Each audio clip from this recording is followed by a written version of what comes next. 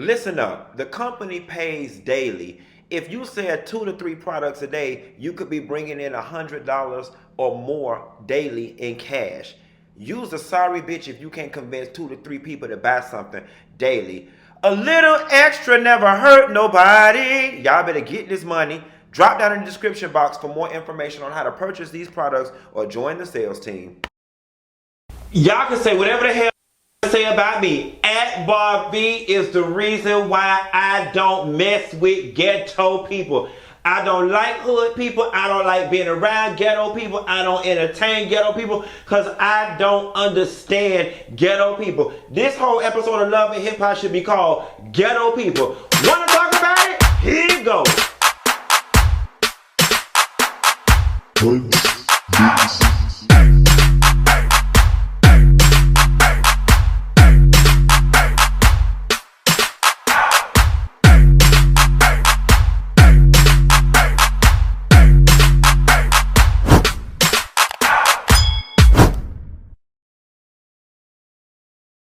Now, so girl, this episode of Love and Hip Hop should have been called WWE World War III. Because ghetto people, Akbar V, walked her ass in this thing and did what, bitch? Mama got it started. Mama got it started from the east to the west and whooped all the ass that she could the best.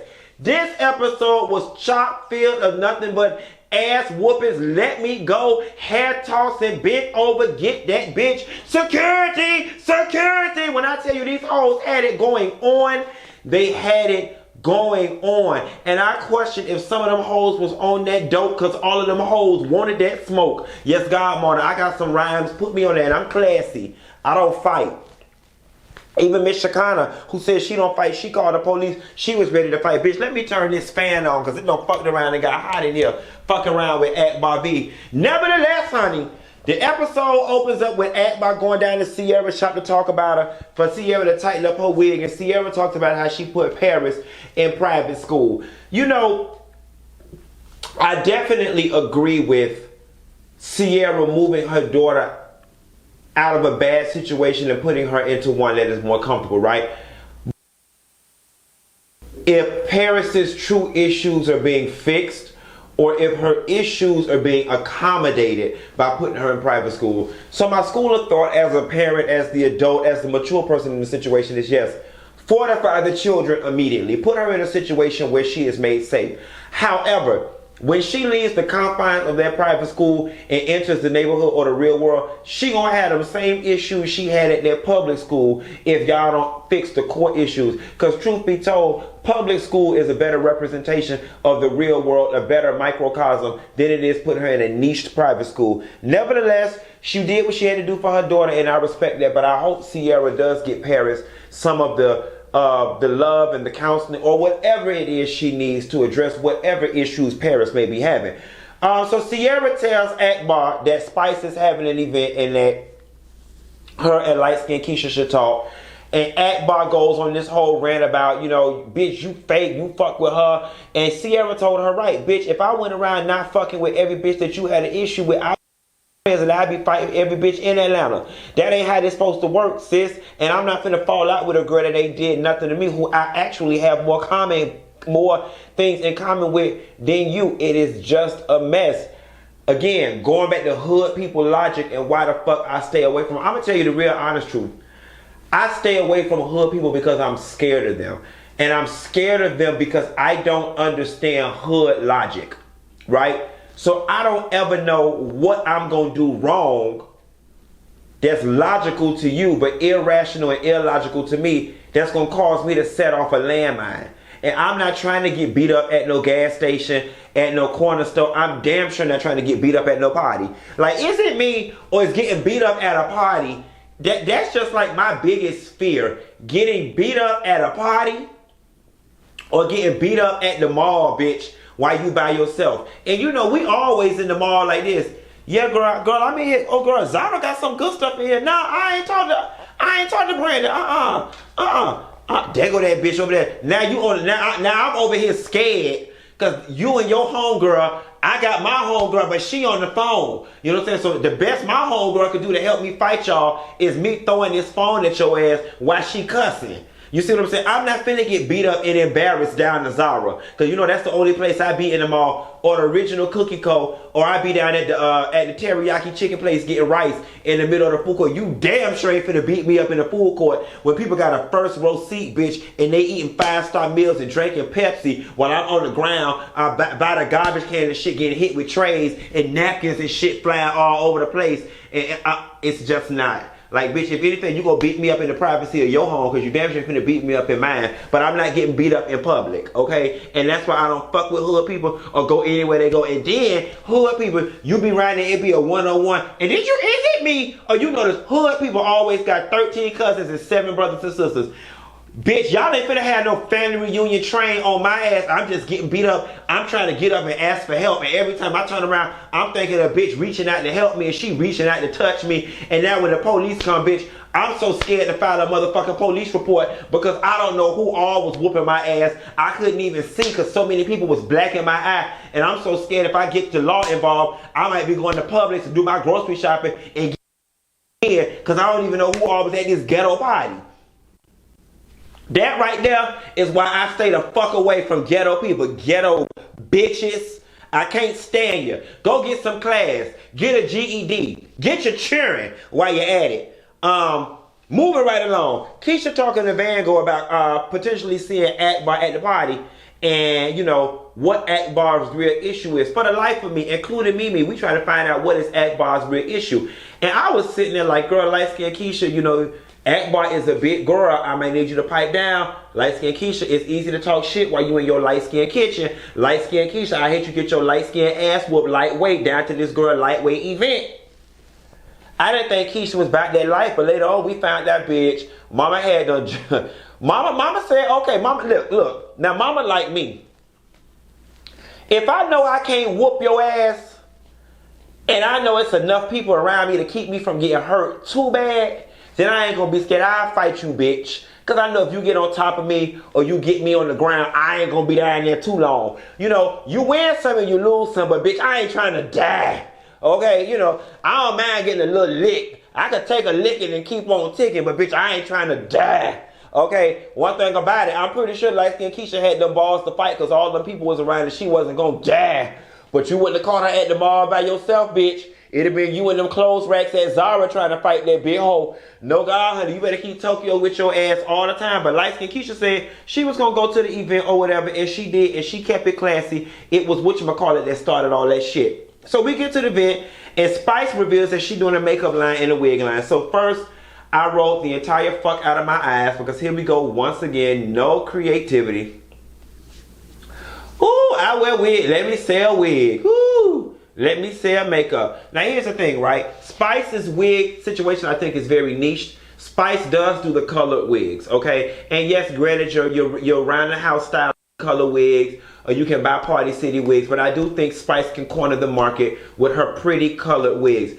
As far as her makeup is concerned, I can't speak to the quality of the makeup, but Super Scent has showed us that if you get a makeup palette, tie it to something that's cute. In her instance, she tied it to Crayola crayons. She did a whole school theme that it is very marketable. I like what Spice did. She turned her stuff, similar to Super Scent, into music themed makeup. Each palette is keynotes. The brushes are, or one of them is a microphone. I think that is very cute, and I think that if Spice does focus on it, that she can actually sell it good. See, here's the thing with these people, right?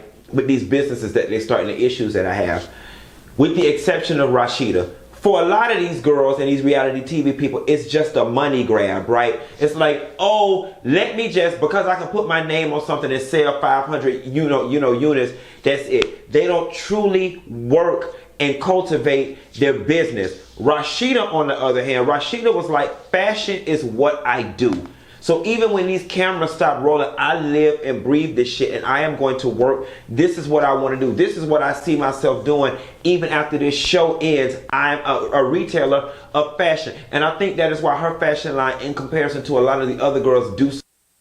These other people say they got stores. You never see them in their stores. You never see them pushing their stores. You never see them hashtagging and wearing shit out their damn stores. You see them 1 or 2 times when they filming, and then that's the end of it. Not Rashida. And I think if Spice works her wigs and her makeup into her everyday thing, that she too can build a very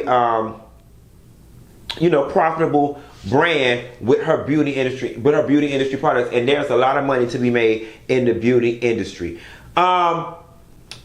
Alexis and whoever the fuck she came with showed up or whatever, and Kiyomi was like, oh, hey girl, I know you from the club, whatever the case would be. She should have left it at that. Then Kiyomi went into this whole, Fetty told me a lot about you. Now, I don't know if Kiyomi was trying to be messy or if she was just trying to form some sort of common bond. And be like, we know somebody in common and they told me you was real cool and However it went, Alexis was like, all right, girl, like, you was cool. You didn't have to do that part. And then here come Carly and them damn lips.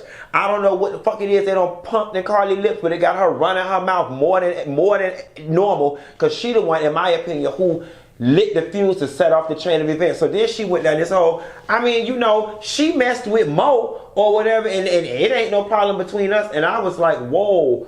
Like, Carly, you say it like she messed with Mo in the vicinity of when you was messing with that nigga who was whooping your damn ass and wouldn't let you leave the damn house. First of all, I wouldn't have no attitude with no bitch that fuck with that trash ass Negro quiet as it is kept. It really felt like you was poking and jabbing at Alexis Scott. Then it did not make it any better.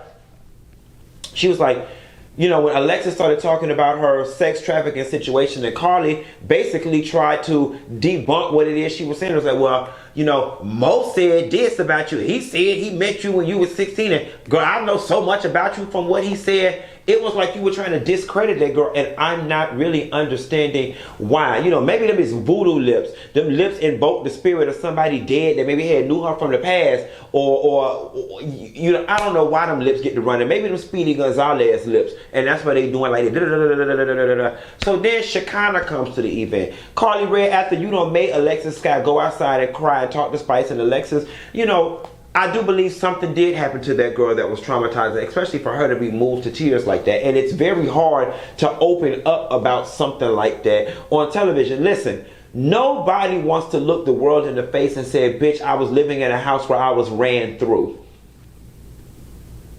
That's a very strong admission. I was living in a house where I had to lay there and have sex with most people I was ran through.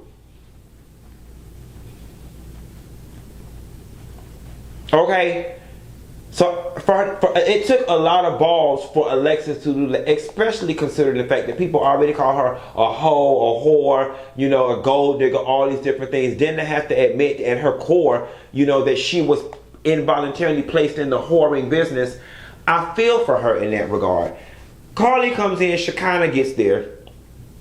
Instead of you just leaving that Akbar and Shekinah shit alone, Carly, you not certified in relationship counseling like Iyanla Vanzant or Dr. Phil or Mama Evelyn, the Braxton's mama. You not certified in none of that. Leave that alone. Here you go. You and them drink them cumulus members clouds you call lips. Getting up. Y'all should start. Let me introduce you. Shekinah, this is Akbar. I know who that bitch is. Like, there was nothing left to say but that. However, Akbar, you just took it to the extreme. Like Mimi said in her confessional, can somebody please let me know what the problem is that Akbar has with Shekinah in 2020? Akbar, you slung a drink at that damn girl and tried to fight her at Spice's event. Like, I was about to say something is wrong with your mind, but as of lately, we use too much.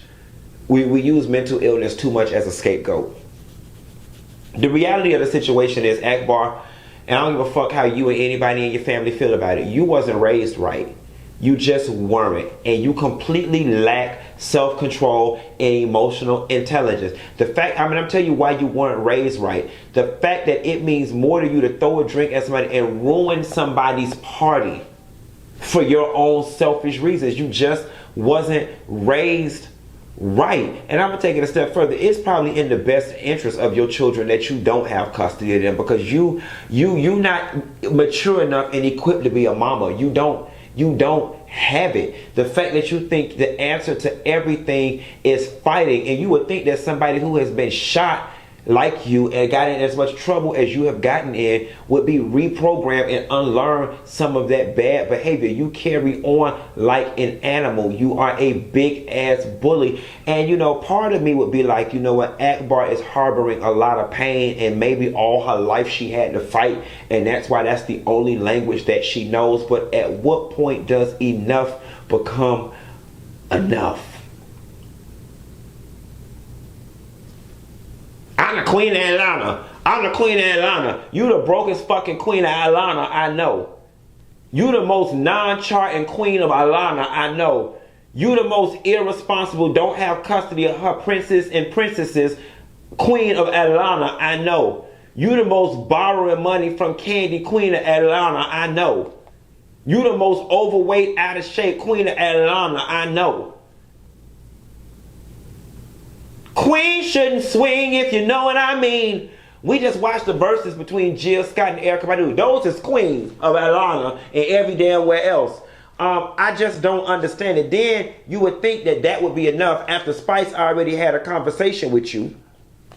They put Shekinah out. Shekinah goes outside. They trying to calm her down. Keisha and Tokyo get there. They walk in. They speak. Keisha and Alexis exchange. I don't even know what the fuck that exchange was. Keisha just sitting there drinking her drink. Then you jump up off the table and rush this damn girl and try to fight her, and her and Tokyo in turn try to fight you. I'm not understanding what violation Keisha made that warranted her getting beat up. You called the radio on her radio station and bullied and antagonized on her radio interview and bullied and antagonized the shit out of her. Now she getting beat up for being bullied? Like, then how the fuck I'm getting beat up for being the victim? Now, Akbar did say Keisha was DMing fans and saying stuff I can't confirm or deny. But my question is, even if she did, so what? So what? I just never seen somebody whose priorities have been so misplaced. And you claim that you made the ultimate sacrifice for your children. You pursued your music career. No, your house was fucked up, and them kids was elsewhere long before you got serious about promoting this damn music. Truth be told, and I'm finna say this shit, your ass is a fucked up individual, and you a bad mother. You a bad mother. That's just what it is. I made the ultimate sacrifice for my kids. Bitch, bye. You trying to win us over. You ain't make no. Spice is making sacrifice for her kids. My kids are in Jamaica. I'm over here setting a foundation so I can get my kids over here. You ain't setting no foundation to get your kids back. You ain't trying to grow. Bitch, don't nobody want to work with you. You cutting up in public like that. You are a goddamn liability. Nobody who would want to work with you. And the fact that you prioritize trying to slap a bitch in the mouth over getting your kids says a lot about your mental. You don't give a fuck about them damn children or where they at or trying to get it back. We ain't seen you film a one scene with your goddamn kids. Everybody else, we don't see them taking their kids to parties. So we ain't seen you carry your kids to Pizza Hut. Chick-fil-A. I'm sure after you paid your down deposit and your rent from that money Candy left you, it was enough for you to get a box of chicken. We ain't seen you once say, my 6-year-old having a birthday party, so I got all my kids together. We threw him a birthday party in the park. That's the dinner we want to do. Okay, let us see some shit like that. Maybe then we'll begin to feel some sympathy and some empathy for you and your situation. But all this fighting, it is fucking ridiculous. So then they drag you out, Tokyo and Keisha outside. So then, you know, Spice is just over it. You walk over to Spice area. Spice just start fighting your ass. I know that's right. One thing about them Jamaican hoes, they ain't never scared. Let me tell you something. Anybody who are pun their leg, pun the tree, and roll their key, they ain't scared, bitch, okay? Spice is from Jamaica, bitch. They walk on rocks with no shoes on, bitch. And they fight their mens. Jamaican women fight their mens. They damn sure fight their homegirl. Spice was gonna fight your ass. She said, bitch, you wanna come? You fucked up that girl bed. Akbar fucked up the thing. And to Spice's credit, like she said, my fans done came out here. They didn't even get an opportunity to see me because you done fucked up the thing. Selfish bitch. So then, after all of that, Spice is talking to Mimi and Carly after while they stuffing the goodie bags of opportunity to give them out. And she was saying that she told Akbar, focus on your music. Your music should be everything. And why is it that Akbar thinks music is about fighting? It is not about fighting. It is so much other stuff that you could be doing with this platform instead of fighting. I'm gonna stop while I'm ahead. At any rate, the guys meet up at Frost Bistro. And Shooter get in there and start venting about the fact that amongst the three-way love affair that he was in, he got the nerve to feel some type of way because Kiyomi, it was said that Kiyomi was coming out of Scrap House. Now he don't know if he could trust Kiyomi, and now his relationship with Kiyomi, Cheyenne, and Scrap may be over. But catch these teas, bitch, we may never know because production came in there and shut the shit down. Girl, the corona had done got a hold of them hoes, and they had shut the entire production down, and rightfully so. Thanks VH1 and the production company for exercising some social responsibility and realizing the lawsuits and the deaths of these people is not worth, you know, trying to squeeze out more episodes or whatever the case may be. But I found it very interesting, and I want y'all to pay attention here. When Kirk said straight up, how are we going to live? How y'all gonna pay y'all bills? And I'm here to let this be a cautionary tale and a warning. Everybody in entertainment ain't got money, okay? And just because y'all see a bitch on TV, do not assume they got bank like that. And I'm not calling anybody broke, and I don't think Kirk and Rashida on their last leg or whatever the case may be, although with all these businesses, I'm sure they got a lot of overhead. And Kirk, quiet as it's kept, I was really wondering why you was concerned, because y'all should have got enough money in the bank considering how high Rashida mark up them AliExpress ass clothes and selling them $9.99 shirts for $99.99. But you ain't heard that from me. That washing, that one-time wear and dare to wash at your own risk fashions. Nevertheless, you know, them hoes was in there nervous, and I'm gonna tell you how black folks do, especially ones that you know, have poor money management. They was thinking, okay, I get paid this much an episode. They send checks every 3 weeks. On a Thursday, we got 20 episodes. Oh shit. Okay, I'm finna go buy this. I'm finna go buy that. I'm finna go buy this. Don't over leverage themselves, and now ain't no more checks coming in. And you can't go get no bookings right now. While you bullshitting, a lot of them hoes is hurting. And because businesses ain't open, they ain't selling no Instagram promo. I ain't got no marketing budget. I ain't got no advertising budget. Can't no customers come to my business no way when I'm trying to keep the lights on and make payroll. So it's a lot of them F-listers and them, you know, friends of the show that's hurting right now because work ain't honest and work ain't steady and it ain't paying the bills. At any rate, y'all, this was the season finale of Love and Hip Hop, unfortunately, and I don't think we're getting any sort of reunion. I mean, maybe they'll come back sooner or something. The case will be. Erica and Safari asked them move down here thinking they was finna fool la. Girl, they got in one and a half episodes, and I wouldn't be surprised if they take their ass back to New York, honey. Anyway, y'all be sure to like and subscribe, and I'll call y'all hoes later. Bah! I guess them hoes can sell tea if they broke. It's a good living. Don't knock it till you try it.